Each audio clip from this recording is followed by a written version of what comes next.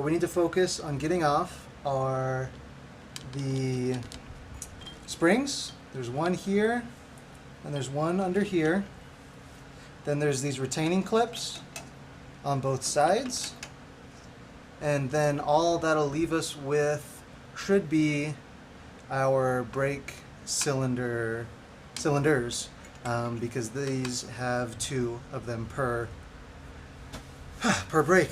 All right, let's get it. I'm gonna start here with the springs.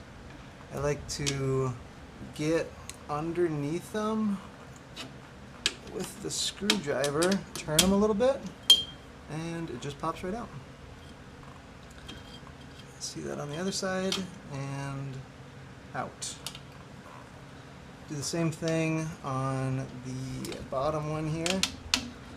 Just twist it until it pops, and then out the other side, and out. You can see that loosened up our system quite a bit, but it's not ready to come out yet because of these.